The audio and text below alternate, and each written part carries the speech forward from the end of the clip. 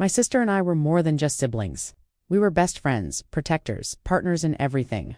We finished each other's sentences, knew each other's fears and dreams. She always had my back, and I knew she would do anything to keep me safe. It was like we had an invisible cord connecting our souls. Our idyllic life was shattered in an instant. A drunk driver slammed into our car, sending it spinning off the road. I remember the twisted metal, the smell of gasoline, and the piercing screech of tires. But what I remember most is my sister's face, etched with fear and determination as she shielded me with her body just before everything went black. Time seemed to slow down in that split second. As the world spun around me, I saw my sister shove me away from the burning wreckage, her eyes blazing with an intensity I'd never seen before. She took the full force of the impact as our car burst into flames, buying me precious seconds to escape the inferno. And then she was gone, consumed by the blaze that roared like a hungry beast. The paramedics arrived quickly, drawn by the sound of the crash. They rushed to my side, their faces grim. I was badly injured but alive.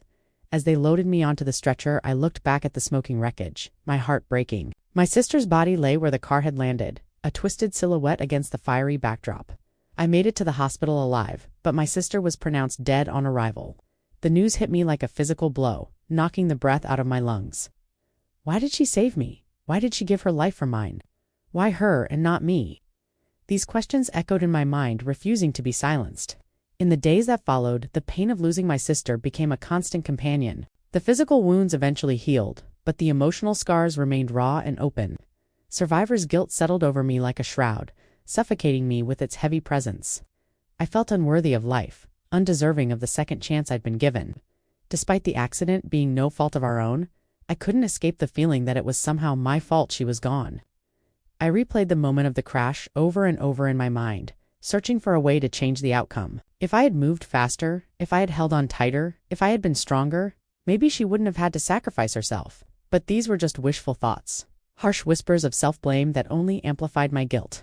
With my sister gone, I felt an overwhelming sense of responsibility for her life. I blamed myself for her death, but now I also felt like I owed her my life. I believed it was my duty to live the life she had been destined to live. I had to be good, honorable, and strong. I owed her nothing less, but this burden became a crushing weight on my shoulders, stealing my joy and clouding my future. Birthdays, holidays, and special occasions were agonizing. Laughter felt like a betrayal, joy a hollow mockery. I shied away from love, success, and happiness. Convinced that celebrating my own life was a disservice to her memory, how could I be happy when she was gone? How could I move on when I should be mourning her? Instead, I existed in a perpetual state of half-hearted living, trapped in the shadow of my deceased sister. My parents and I retreated into our separate corners of the house, each lost in our own grief. My dad spoke in hushed tones, his face etched with sadness. My mom cried silently, her shoulders shaking with quiet sobs. I wanted to reach out to comfort them, but I felt disconnected, like an outsider peering into a world that no longer included me. The guilt was eating away at my insides, making it impossible to connect with anyone. I felt utterly alone in my torment. Years turned into a decade. The physical pain of the accident faded, but the mental and emotional scars remained. I buried myself in work, seeking solace in a busy life that left little room for introspection. I dated but never allowed myself to fall in love, terrified of the happiness it might bring. I kept my distance from family gatherings, dreading the pitying glances and whispered condolences.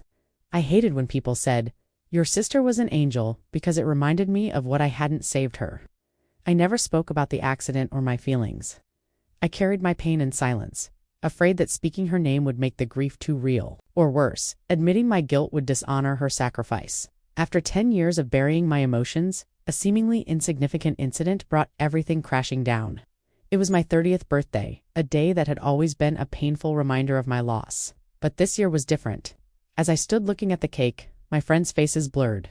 All I could think about was how much my sister would have loved this cake. It was her favorite flavor. Suddenly, tears streamed down my face, and I collapsed onto the floor, unable to control myself. In that moment, I broke. It was as if a dam had burst, releasing a flood of pent-up emotions. I cried and cried, not for my sister, but for myself. I was overwhelmed with survivor's guilt. I was tired of punishing myself. I wanted to honor her, not by living in misery, but by living a life she would be proud of. With the support of my therapist and my true friends, I began the long journey of healing. I started by writing letters to my sister, pouring out my heart onto paper.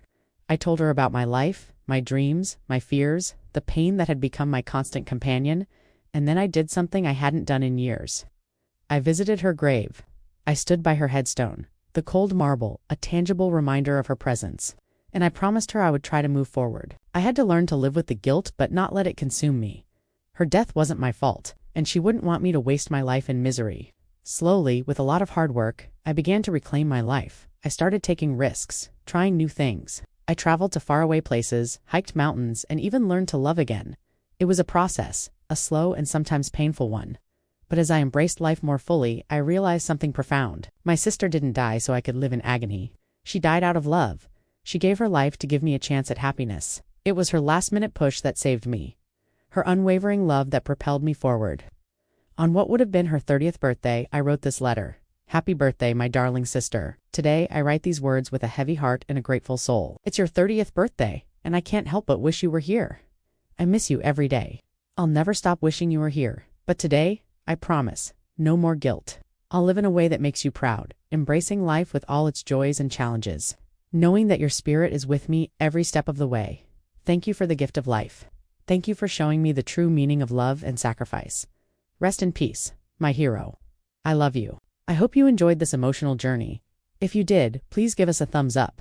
Remember, survivor's guilt is not love. Love is remembering her smile, telling her story, and daring to be happy even when she can't be here to see it.